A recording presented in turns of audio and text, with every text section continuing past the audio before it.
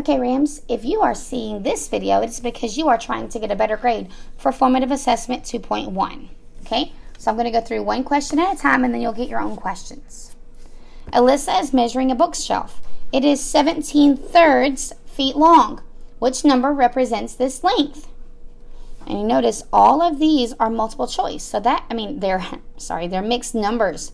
That just means I need to take this improper fraction and make it a mixed number. So, what is my rule here? Remember what we learned in class?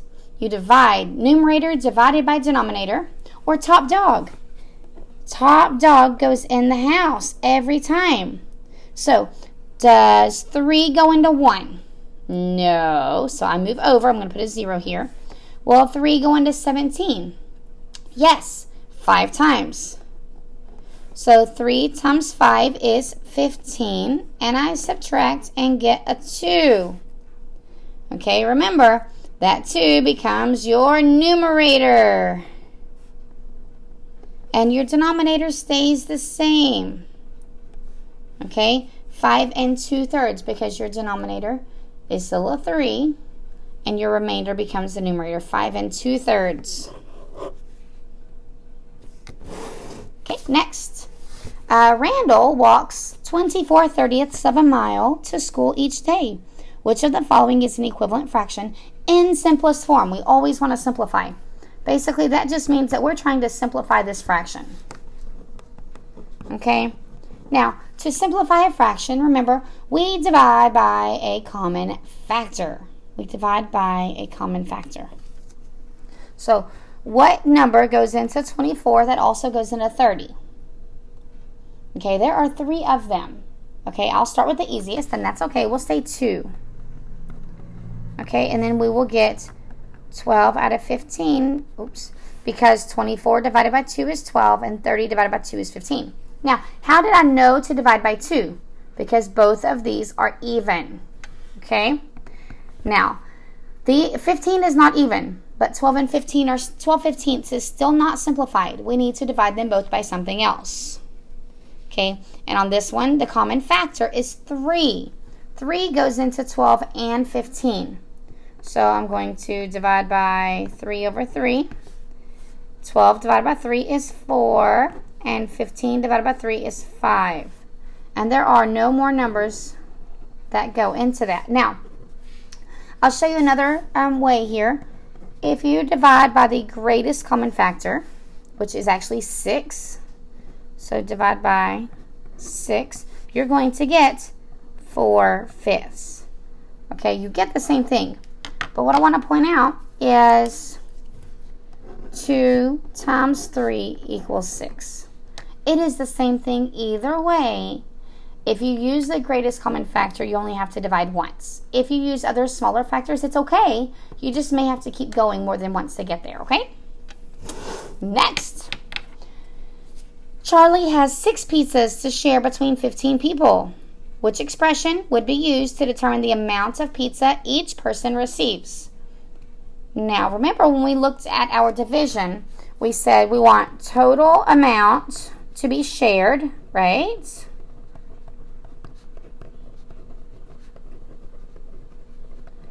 Divided by groupings. Now, your groupings could mean how many groups there are or how big your groups are.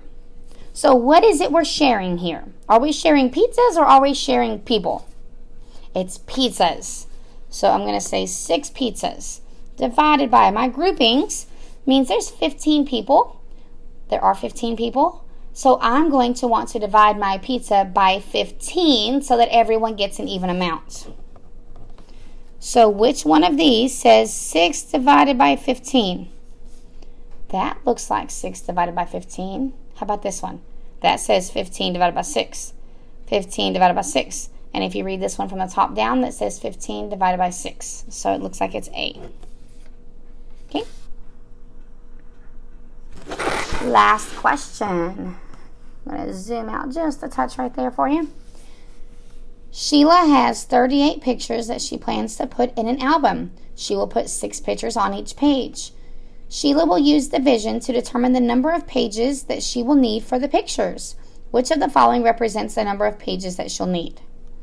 So remember, it's not asking you for an answer. It doesn't say how many pages will she need. It's asking you which of these represents it. She's going to use division. So, which of these is my total amount to be shared? Remember, total amount first. What am I sharing? Pictures. I'm dividing my pictures. I'm not necessarily sharing it like between people, but I'm sharing it among the pages so that every page has the same number. So I'm going to say total pictures. That helps. And my groupings. What are my groupings going to be? By 6 pictures on a page. Okay. It's not by the number of pages because we do not know the number of pages, but it is by those groups of 6. Every 6 pictures will go to a page.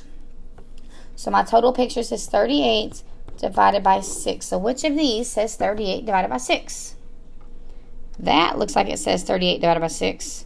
This says 6 divided by 38, 6.38. And this one, if you read it from the top down, 6 divided by 38.